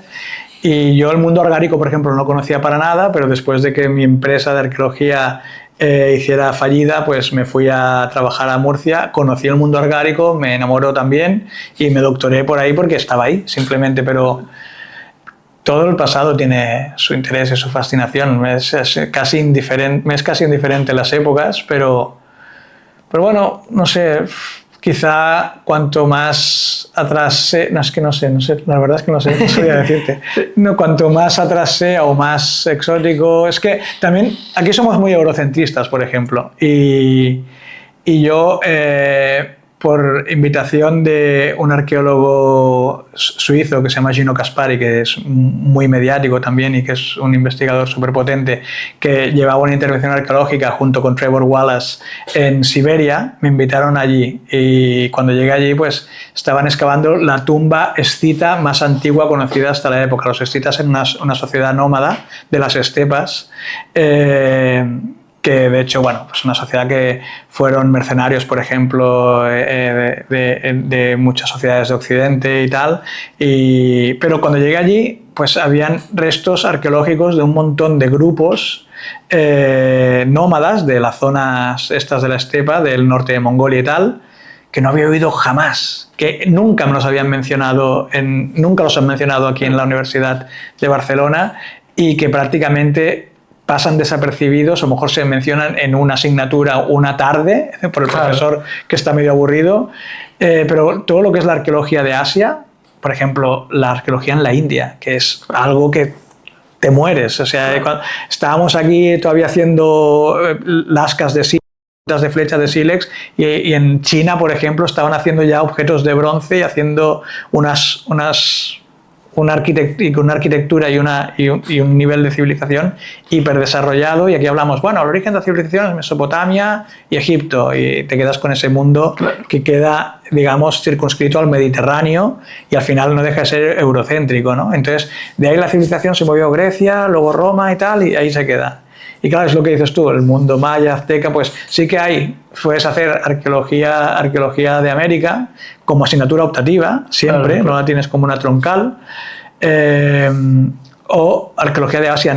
Por ejemplo, aquí en la península ibérica me parece que ni se menciona así como de corrido, como te digo, en un par de horas, en un día que el profesor está inspirado o la profesora está inspirada, pero es que es eso. Yo cuando estuve allí en Siberia, pues descubrí que es que realmente hay sociedades espectaculares, que además su conocimiento daría mucha información sobre lazos de conexión, porque al final hablas de Europa como si Asia no estuviera, y están totalmente comunicados. Entonces, los que estuvieron en Asia, los que estuvieron en Europa, ha habido movimiento de aquí para allá. Y realmente es eso, está lleno de sociedades y culturas y grupos que son fascinantes y que merece la pena conocer, con lo cual no sabría decirte si tengo un favorito o no. Bueno, en realidad yo creo que toda la historia, hasta la historia moderna, es eurocentrista. O sea, yo es algo que discuto mucho con mis amigos de acá, porque yo sé muchas cosas de la historia europea y ellos no saben absolutamente nada de la historia de América Latina. Entonces, es como, para mí es raro, porque cuando yo veía, o sea, imagínate, en el colegio, yo veía historia de Venezuela y veía historia universal. Pero la historia universal era la historia europea. Exacto. En cambio, aquí me imagino que verán historia de España y la historia europea, ¿sabes? Es que lo llaman además el origen, dicen el origen de la civilización. Y dices, hombre, pero es que es una falta de respeto, además, precisamente para todas las otras civilizaciones que ha habido, claro, en el resto del mundo. Y bueno, es como todo, es avanzar en el conocimiento y en el respeto hacia los demás, porque, por ejemplo, lo que se hizo con las civilizaciones de Mesoamérica y de América Andina fue extinguirlas, un genocidio y una masacre. Y eso hasta hace poco no se está reconociendo. Todavía mucha gente no lo reconoce. Es como, no, porque nosotros, los americanos son como son, toda América Latina son así, pues gracias a nosotros. Es claro, porque cargasteis al resto, y los que se quedaron eliminasteis totalmente sus tradiciones y sus costumbres. Han quedado 4 retales de lo que fueron, y aquello fue un genocidio. Es como ahora el señor Trump, que quiere montar un Gaza, Gaza Paradise, pues, y luego dirá, no, porque es realmente la las luchas por el poder y por las hegemonías hacen desastres y no hay forma que luego se reconozca que ha habido esa destrucción o esa anulación de una civilización, de una cultura, de un pasado, y siempre es la historia del ganador. Los que ganan dicen, mira ellos, ves, todo el mundo cristiano, todo el mundo católico hablan español. ¿Por qué? Porque fuimos allí nosotros. Sí, pues claro, fuiste y arrasaste con todo. ¿Qué esperabas? Sí, claro, es eso. Antes estuvimos hablando de conspiraciones y la arqueología está muy ligada a conspiraciones. No la arqueología a lo mejor a la que tú estás acostumbrado, pero la arqueología pop. Sí. Yo creo que mitad conspiraciones de que vinieron los alienígenas y construyeron las pirámides. Sí, eso ya es muy random. Eso ya claro. O bueno, incluso la Atlántida. Eso es la depravación de la ciencia arqueológica. De hecho, es parte de lo que también destruye mucho la veracidad de nuestro trabajo. Porque mucha gente que tiene, por culpa de todo eso, la creencia absoluta de que nos inventamos eso mucha gente me ha dicho, es que los arqueólogos inventan las cosas. A mí no me puedes decir que ese trozo de cerámica, tú sabes que ese trozo que hay en el suelo, sabes que es romano y que encima es del siglo I después de Cristo y que se ha fabricado en Italia y ese se ha fabricado en Francia, en el territorio actual Francia, y que ese viene de África. Y solamente viendo un trocito así. Y simplemente no se lo creen. Y digo, pero sí que te crees cuando vas al médico que tienes una célula tumoral que está haciéndote metástasis dentro del órgano, que es una cosa que no la puedes ver porque se ve microscópicamente, pero que es una célula tumorosa, y aunque él te diga, eso es invisible a los ojos, lo tienes ahí dentro, y yo lo he visto a través de unos aparatos concretos que traspasan tu piel y consigo ver esa célula, y yo reconozco que esa célula está tumorando y que te está haciendo esto y que eso puede provocarte esto, y eso te lo crees. Pero yo te digo que este trozo de cerámica es romano y que ese es griego, y ahí dices que me lo invento. Claro. Entonces dices, ¿por qué nosotros no tenemos ese respeto que pueda tener un médico? Que luego hay gente que dice que los médicos... Pero la medicina sí que está como una ciencia en la que todos, casi el 90%, el 95% de los seres humanos acuden al médico con la confianza de que esa persona sabe lo que te pasa. Pero ya puede ser lo que sea, que dices, es que tengo un problema en la rodilla, y dices, sí, mira, es que tienes un problema en la rótula, que tienes un desgaste en la parte interna que está afectando en el punto en el que roza con el tendón, que que hace una presión que te está provocando ese dolor, y ahí nadie le dice, eso te lo estás inventando porque ¿cómo estás viendo tú eso? Claro, con lo que digo, las células cancerosas o el virus de la gripe, o ahora ya no es gripe, sino que tienes una variante de gripe B o tienes SARS-CoV. Esos son virus, son microorganismos que no los ves, pero sin embargo ven a una persona con microscopio y dicen, esta persona sabe lo que dice. Claro. Pero a mí, por ejemplo, me han llegado... Bueno, ya luego está el mundo de las religiones, que esto ya es la bomba, ¿no? Pero recuerdo estar excavando en Murcia y venirme y la primera pregunta que me dice, ¿esto que estés excavando es antes o después del diluvio universal? Y ya empiezas ahí mal. Y ya dices, bueno, ahora cómo entramos a discutir esto. O te dice, ¿pero tú eres de esas personas que cree que venimos del mono? No, ¿verdad? Dice, porque, hombre... Eso que venimos del mono es una tontería. Y digo, no, es verdad. Es más fácil creer que hay un trozo de barro al que llega un ser místico que le echa el aliento, se convierte en un hombre, luego le arranca una costilla y de esa costilla sale una mujer. Eso es mucho más lógico pensar en eso. Claro, yo las fes pues las veo válidas y tal, pero claro, el problema de muchas fes es que anulan totalmente la ciencia como fuente de conocimiento. Y claro, cuando tú eres una persona que bebe de la ciencia y que crees en la ciencia como fuente de conocimiento para saber la verdad de por qué estamos aquí y de lo que hay aquí y allá, pues es un problema. Realmente es un problema que es muy difícil. Ese es muy difícil de anular porque las religiones me parece que estarán y, sí, claro, y pueden tener sus variantes, pero... No, claro, es algo muy humano también. Sí, la necesidad de creer. Sí, pero eso, volviendo... Me interesa saber porque, bueno, yo he escuchado cantidad de barbaridades. Es decir, no, pero creo que se infravalora al humano de antes. Por ejemplo, el tema de las pirámides. ¿Cómo van a transportar esas piedras tan grandes y cómo van a Se infravalora totalmente. Bueno, justamente, bueno, lo estábamos hablando de que, bueno, ¿y cómo se construyeron las Torres Gemelas? También las hicieron unos humanos y las destruyeron unos humanos. Y, o sea, somos capaces de hacer muchísimas cosas. Entonces, Exacto. como no, es que los antes eran tontos. De hecho, antes de que se me olvide, los mayas, justamente, volviendo a todo este tema, ellos tenían una creencia, como ellos están en Latinoamérica, ellos tenían una creencia de que el infierno era donde no habían animales sagrados, donde no había fauna, donde no había absolutamente nada. Entonces ellos, desde donde estaban, decidieron caminar unos hacia un lado y unos hacia el otro a ver dónde estaba el infierno, porque para ellos el infierno era algo terrenal. Unos llegaron a lo que se conoce como Alaska, por decirlo así, o al norte de Canadá, y los otros llegaron a la Pampa Argentina.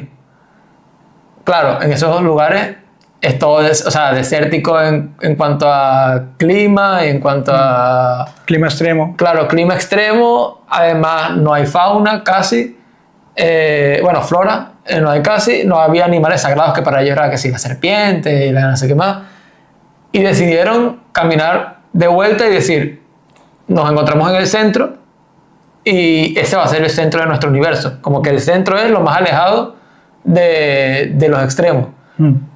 Y hace poco la NASA reconoció que los mayas hallaron el centro del continente latinoamericano, bueno, del continente americano en general.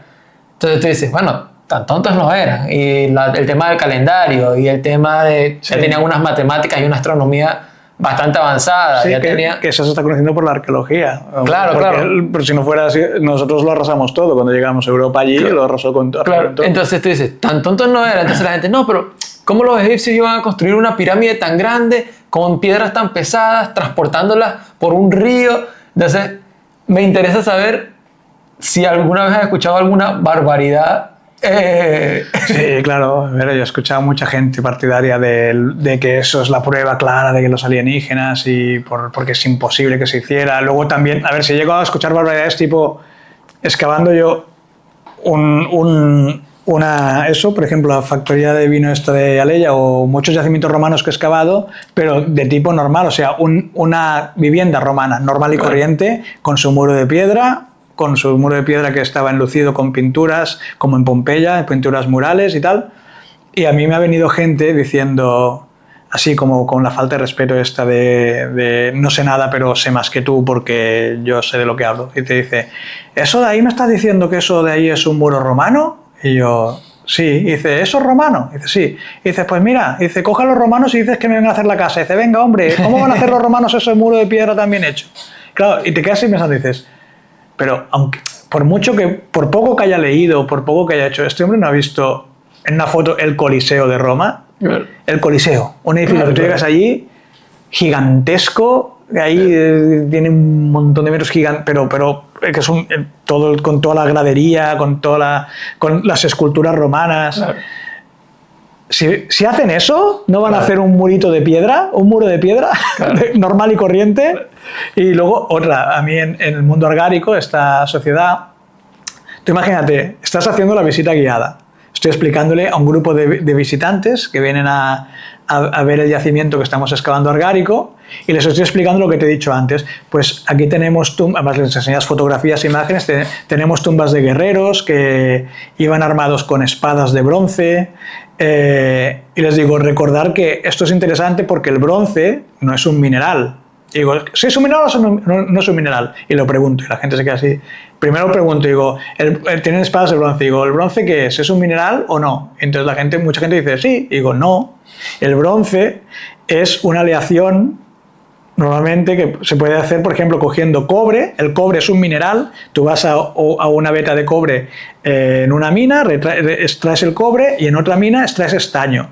Tú fundes el estaño y fundes el cobre y haces una aleación y generas una nueva materia que es el bronce, que es más dura y más resistente. Pero el bronce, por ejemplo, el bronce como mineral en sí no existe. También lo hay con arsénico, con un porcentaje de arsénico, pero es una aleación creada por el ser humano. O sea, él descubrió que mezclando esto con esto hacían una herramienta, un arma más fuerte. Esto, por ejemplo, pasó en Egipto, cuando los egipcios iban con espadas de cobre, lucharon en la guerra contra los hititas y los hititas habían conseguido crear las primeras espadas de bronce. ¿Qué pasa? Que tú golpeando con una espada de cobre a una de bronce, la de cobre se va mellando y a los 4 golpes se parte por la mitad. Y luego al final unos desarrollaron la metalurgia más avanzada que consiguió fundir el hierro y hicieron espadas de hierro, y la espada de hierro venció. Y entonces el avance tecnológico permite a las sociedades avanzar también en hegemonía, y unas sociedades acaban dominando a otras porque tienen un mayor poder armamentístico, porque han aumentado su tecnología. Y los que iban con espadas de bronce vencieron a los que iban con espadas de cobre, y los que llegaron con las espadas de hierro vencieron a los del bronce, y así ha ido avanzando la tecnología a lo largo de la historia. Entonces yo les hablaba, en la sociedad argárica tenemos ya los primeros objetos de bronce, tenemos espadas, tenemos incluso hacían orfebrería de oro, de plata, importaban ámbar del... Pues después de explicar todo esto, me salta uno y me pregunto, ¿pero esta gente ya iba vestida? Ya dices, vamos a ver, si te estoy diciendo que perforan la tierra sacando mineral de cobre, sacan eso, generan hornos con la suficiente capacidad y o sea, tienen un nivel de pirotecnología, un nivel del control del fuego para llegar a tener unas temperaturas lo suficientemente elevadas para fundir el cobre, mezclarlo con estaño, descubren que eso es una aleación y te hacen espadas, y me dices que si van con ropa, si ya tienen el nivel para llevar ropa. Claro. Y dices, a ver... que pueden llevar espadas y tal y ser en plan naturistas y también, claro, pero a ver, pero él me lo preguntaba por si con toda su pensamiento era, ¿ya llegaban a este nivel o eran prehistóricos de estos que iban desnudos? Y por si te estoy diciendo que hacen aleaciones de minerales, por favor. Claro. Por eso es que a veces el ser humano te puede, o sea, preguntas absurdas miles, o sea, he oído burradas a un nivel que te mandas y dices, yo no sé para qué he explicado durante 2 horas y me sales con eso. Bueno, y lo del Atlantis, que al parecer está en Cádiz, o... Sí, bueno, eso había mucha teoría de que la Atlántida estaba en Cádiz y bueno, Pero sí, es el día a día del arqueólogo. Sí, bueno, de hecho ahora mismo estamos ahí excavando en Badalona y vamos al bar a desayunar y hay gente que nos hace comentarios tipo, ahí estáis excavando muy arriba, los romanos tienen que estar mucho más abajo. Y dices, no, que llevamos ya 70 cajas de cerámicas y ánforas romanas. Y dice, no, eso no puede ser, pero si estáis arriba, los romanos tienen que estar a 7 metros por lo menos. Y digo, vale, sí, que sí, hombre, que sí. Bueno, algo que sí, al principio, bueno, en ese momento me imagino que podía parecer una conspiración, pero es Troya, que sí fue un descubrimiento bastante importante, que creo que fue un alemán que se obsesionó con Troya. Sí. Y al final, bueno, por los escritos, pues dedujo, mira, esto es Troya. Sí, y lo encontró, sí. A ver, sí. Claro, ese tipo de cosas también te hacen tener cierta esperanza de decir, o sea, cierta esperanza en el sentido de, yo por lo menos me encantaría que existiera la Atlántida. O sea, como persona curiosa, diría, ojalá existiera y ojalá poder ver restos y ojalá poder entender más esa civilización. Y ese tipo de cosas son como que alimentan esa curiosidad por otra parte, pero después, bueno, hay cosas... Sí, a ver, también está bien. Hay cosas absolutamente tontas. Eso es... No, es que llegaron los alienígenas porque un hombre no puede hacer una pirámide. Bueno, hacemos rascacielos. ¿Qué crees que te diga? Ahora, por ejemplo, se están excavando. Hay una excavación que se llama el Turuñuelo, que es espectacular, que es de civilización tartésica con influencia orientalizante y tal. Y es muy espectacular los restos que se están excavando en el Turuñuelo. Y van saliendo poblados, ciudades que estaban ocultas, totalmente perdidas. Hace nada salió la foto aérea en un cerro que hasta hace un año o 2 no se había visto nada más que eso, había un montículo, y han empezado ahí a hacer intervenciones por temas de que querían, no sé lo que querían hacer, no leí esa parte, pero se han encontrado con una fortaleza bestial de la edad del cobre, con un nivel de preservación bastante excepcional y con unas murallas espectaculares.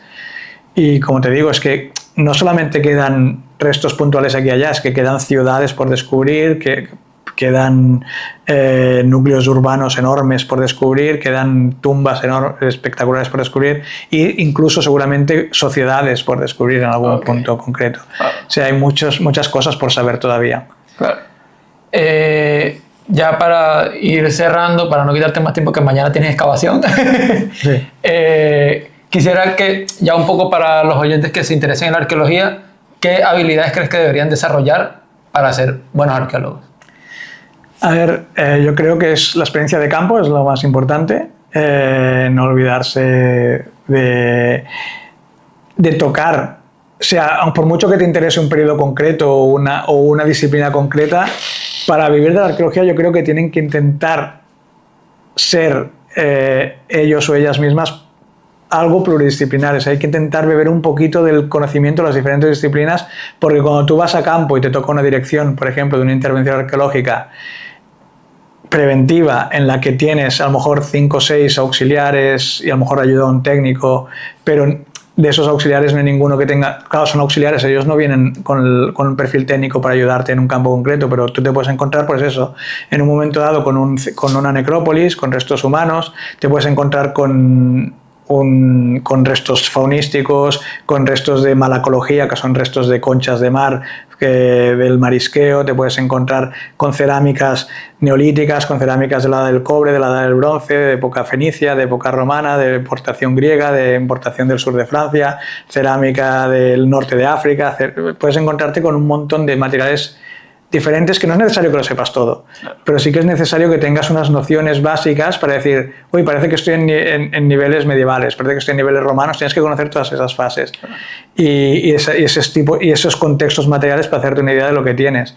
Tienes que conocer la complejidad de lo que pueden ser los procesos postdeposicionales o los diferentes movimientos. O sea, tienes que tocar campo, tienes que ir a campo, tienes que trabajar no solamente en el poblado ibérico que está encima de aquella colina que tiene reformas y tal, a lo mejor a lo largo de 300 o 400 años y al final fue incendiado por los romanos en un ataque o algo, sino que también tienes que trabajar, por ejemplo, en ciudades como Barcelona o como Badalona, en las que tú puedes encontrarte restos romanos que están cortados por una alcantarilla, que a la vez están cortados por una muralla medieval, que a la vez están cortados por una fosa del siglo XVIII.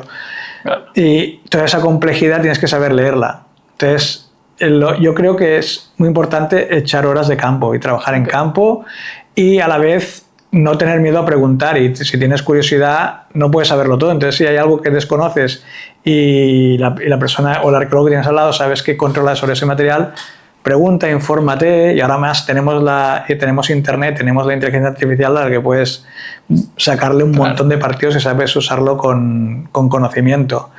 Y a través de internet puedes aprender montones de cosas. Entonces, como cualquier ciencia, es importante no perder la curiosidad. Okay. O sea, yo lo que animo a la gente es que no pierda la curiosidad, que la arqueología al final es curiosidad por saber qué es aquello que ya no existe hoy día y que hicieron las personas del pasado. Entonces, al final, todo es interesante. Que hay gente que, por ejemplo, dice, no, es que solo te gusta lo romano y eso es mierda medieval. Perdón, claro, por la palabra. Eso es basura medieval.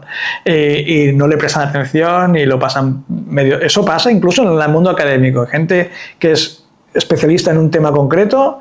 Yo soy de la edad del bronce. Ay, me ha salido algo romano. Eso es demasiado reciente, ya no me interesa. Hay que intentar tener respeto por todos los tipos de ocupación que se han realizado a lo largo de la historia, porque todos tienen un valor y una importancia. Entonces, eso, yo creo que lo importante es no perder la curiosidad. Ok. Ya cerrando el tema de la arqueología, hay una pregunta que yo siempre le hago a los invitados y tu respuesta creo que me va a llamar la atención especialmente, me interesa especialmente, que es cuáles son los 3 países que más te ha gustado que ya has visitado y cuáles son los 3 que más quieres visitar, que tienes ahí en tu lista. Jordania sería uno de los países, porque es de los países árabes que tienen una sociedad más, digamos, bueno, en paz. También la tiene Emiratos Árabes, claro, pero Jordania tiene la excesiva esta riqueza patrimonial y arqueológica y luego sí. Y bueno, y a nivel de ocupación romana y a nivel de territorio también tiene unos paisajes espectaculares y sus gentes son una pasada. Los jordanos son una maravilla de sociedad. A ver, ¿qué más diría? Me gustó mucho lo poco que he podido conocer de Siberia, que es típico territorio donde no va nadie. No, ¿dónde vas de vacaciones? A Siberia. Es como el lugar al que enviaban castigados a los gulag. Claro, sí. Al castigado, al gulag. Pues es un sitio al que no... Pero son como los paisajes que tenemos en la cabeza de las películas de la imagen del Far West, de esas inmensas, infinitas planicies con montañas rodeadas de nieve y con planos gigantescos, con una fauna exuberante, con alces por aquí, osos por allá. Es como de los pocos territorios inhóspitos salvajes que quedan. Claro, Rusia es tan enorme que el territorio de Siberia, si pudiera recorrerlo y perderme por toda la zona ese sitio es espectacular. Y lo poco que conocí, ya te digo que me llamó mucho la atención. Y luego también el sureste asiático. Por ejemplo, la isla de Borneo. Me parece fascinante. Y bueno, que son los fondos marinos también, porque al hacer submarinismo, los fondos marinos de todo el sureste asiático son Tailandia, Malasia, todo eso es una pasada de mundo que con el eurocentrismo, pues a no ser que viajes allí, pues te lo pierdes. Por ejemplo, a nivel gastronómico, la gastronomía asiática es maravilla, que a veces la gente dice, la comida china, qué horror. La gastronomía china, la buena, la real, es también infinita, sabores infinitos y una cocina espectacular. Yo creo que, mira, pues he dicho Borneo, bueno, sureste asiático y la isla de Borneo, Jordania, Siberia, todo tiene su encanto, pero quizás estos sitios serían los que me quedaría. ¿Y uno que quieras visitar, que sea tu próximo en la checklist? Pues la zona, el México y bueno, la zona de hecho, mira, me falta América Latina, territorio andino. Okay. Y de hecho, andino, bueno, yo creo que América Latina me gustaría toda. Es que realmente he dicho estos favoritos porque, mira, quizá por, no sé, porque ya te digo, es como cuando me has preguntado sobre qué sociedades o qué culturas del pasado me gustaban más. En realidad, luego te puedo decir, eso, también he estado en Estados Unidos, he visitado un montón de estados, he estado como en 16 o 17 estados de Estados Unidos, y Estados Unidos es lo mismo, es un país que tiene unos contrastes bestiales. Tú te vas de Texas, te vas a Idaho, te vas a Wyoming, te vas a Nueva York, te vas a Orlando o te vas a Seattle y son países Colorado, Kansas, sí es... Bueno, sin ir tan lejos, de Texas a California, sí, que están al lado y son los dos estados creo que más diferentes de todo. Exacto. Bueno, pasas de Texas a New Orleans o pasas a Kansas y son planetas diferentes. Y, por ejemplo, allí a nivel de Estados Unidos podría decir que Colorado es mi estado favorito. Okay. Colorado. Pero es eso, creo que eso, la América Latina, tengo muchas ganas de perderme por allí. Todavía no he podido. Seguro que te va a encantar. Sí. Bueno, ya terminamos. Me gustaría que despidieras tú con una reflexión, cualquier reflexión que tú quieras hacer, cualquier palabra que tú quieras decir. Y ya, por mi parte, ya estamos listos. Pues hombre, creo que una reflexión que habría que hacer o que habría que transmitir es respetar a los profesionales, a la gente que está especializada en disciplinas científicas concretas, a sus líneas de investigación, respetar el conocimiento que generan y tener curiosidad por saber, intentar nutriros de fuentes reales y verídicas y no quedaros con lo que informa TikTok, que no siempre es real. ¿Cómo lo pasaste? ¿Bien? Bien, muy bien. ¿Cómodo? Gracias. Sí, cómodo. Muy bien.